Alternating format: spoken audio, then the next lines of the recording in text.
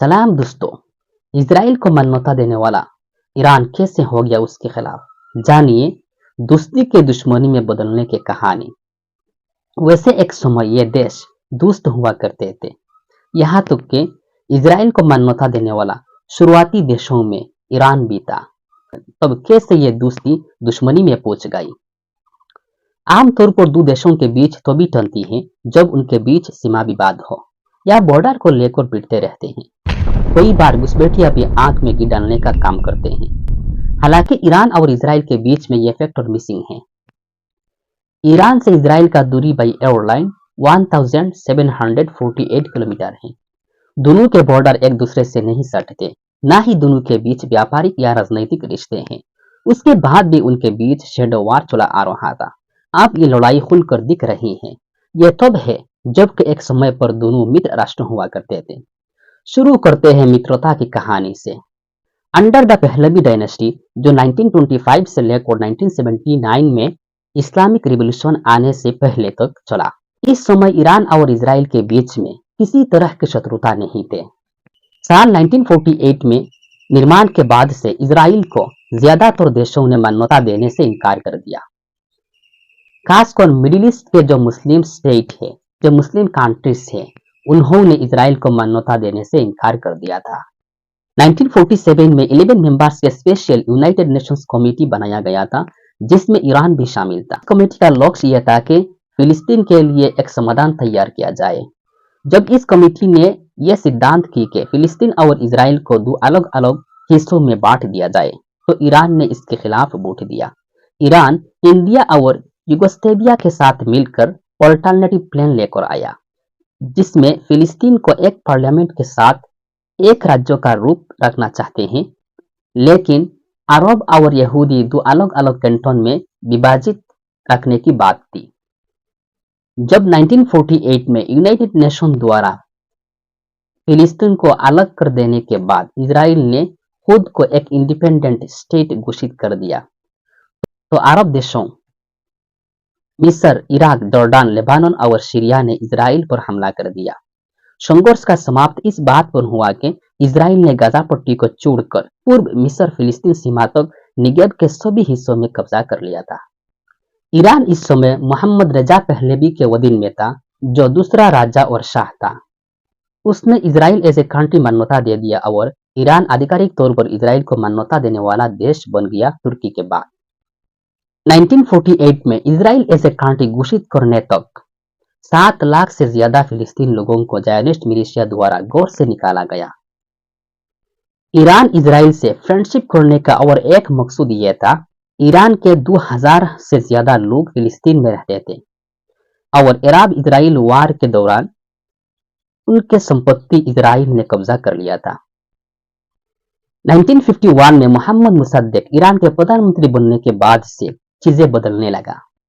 उसने देश की ऑयल इंडस्ट्री अपना कब्जा में ले लिया, जिस पर ब्रिटिश का कब्जा था, और इसराइल के साथ फ्रेंडशिप तोड़ दिया। मुसद्देक और उनके नेशनल फ्रंट के राजनैतिक संगठन के मकसद यह था कि ईरान के ऑयल इंडस्ट्री को नेशनलाइज करना, ब्रिटिश औपनिवेशिक शक्ति को बाहर निकलना और राजशाही को कमजोर करना था। इधर ईरान के अंदर यहूदी विरोधी बहुत लोग थे। नवाब सफावी फेमस लोगों में से एक थे, जो जायनिज्म और इसराइल की स्थापना के खिलाफ थे। लेकिन मुसद्देक के लिए मुख्य उद्देश्य यह था कि नियर ऑफ ईरान जितने मुस्लिम कंट्रीज हैं, उनके सपोर्ट हासिल करना और ईरान के ऑयल इंडस्ट्री से ब्रिटिश कंट्रोल को खत्म करना था। जब 1953 में United kingdom and United nation के खुफिया एजेंसी द्वारा मोहम्मद मुसद्देक के सरकार को उखाड़ फेंका गया था, तो चीजें अचानक बदलने लगा। तख्ता पलटते ही इसराइल ने मुसद्देक के सरकार को बहाल कर दिया और इसराइल मुसद्देक के लिए एक अच्छा दोस्त बन गया। इसराइल ने तेहरान में एक वास्तविक दूतावास की स्थापना की और 1970 तक दोनों ने राजदूतों को आदान प्रदान किया और ईरान इसराइल के लिए एक मेजर ऑयल प्रोवाइडर बन गया और दोनों देशों में पाइपलाइन की स्थापना की गई। इसके अलावा Iranian security and intelligence service SAVAK को प्रशिक्षित किया गया मोसाद द्वारा। ईरान के रिवॉल्यूशन के बाद क्या हुआ? 1979 में शाह की सरकार को एक क्रांति में खत्म किया गया था और ईरान में एक नया इस्लामिक रिपब्लिक का जन्म हुआ था। इस इस्लामिक रिवॉल्यूशन का लीडर आयतुल्लाह रूहुल्लाह खुमैनी था, जिसने इस्लाम के समर्थन किया, विश्व शक्ति और उनके दोस्तों से रिश्ता तोड़ दिया जो फिलिस्तीन और इसराइल के दुश्मन थे। आयतुल्लाह रूहुल्लाह खुमैनी के नजदीक इसराइल छोटा शैतान है और यूएस ग्रेट शैतान है। इस्लामिक रिवॉल्यूशन के बाद दोनों देशों में यह तय बंद हो गई। एयर रूट पूरी तरह से बंद कर दिया गया था। दोनों के बीच में डिप्लोमेटिक रिश्ते भी खत्म कर दिया गया था और तेहरान में इजरायली एम्बेसी को फिलिस्तीन के दूतावास में बदल दिया गया था। एक जो सबसे बड़ी बात हुई वो ये कि दोनों ने ही एक दूसरे को मान्यता देने से इनकार कर दिया। ईरान ने इजराइल को पहले तो मान्यता दे दी, लेकिन खुमैनी के आने पर माना गया कि यहूदियों ने फिलिस्तीनियों का हक मारा है। वही इजराइल ने भी अमेरिका की देखा देखी इस्लामिक रिपब्लिक को मान्यता देने से इनकार कर दिया। रोहे सोहे रिश्ते भी तब खत्म हो गई जब इजराइल को इस बात की धमकी लगी कि ईरान उसके विरोधी देशों को हथियार सप्लाई कर रहा है। फास्ट पोस्ट के एक रिपोर्ट के अनुसार ईरान ने लगातार सीरिया, यमन और लेबानन को न केवल हथियार दिए बल्कि वहां लड़ा के संगठन भी बनाए ताकि इजराइल को डरा सके।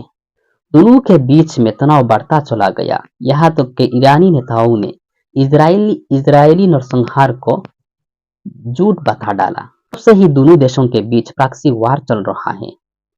इसे शैडो वार भी कहा गया।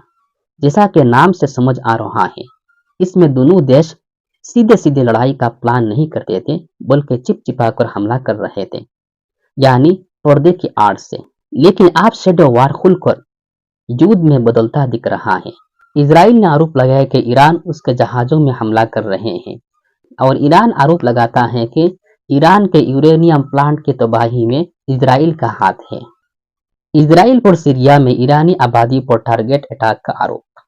1 अप्रैल को ईरान में हुई इजरायली एयर स्ट्राइक में ईरान के स्पेशल फोर्स के सीनियर अधिकारी मारे गए। इसके बदले में 13 अप्रैल को ईरान ने इजराइल पर ड्रोन हमला कर दिया। अब ये दोनों एक दूसरे के खुलकर दुश्मन बन गए।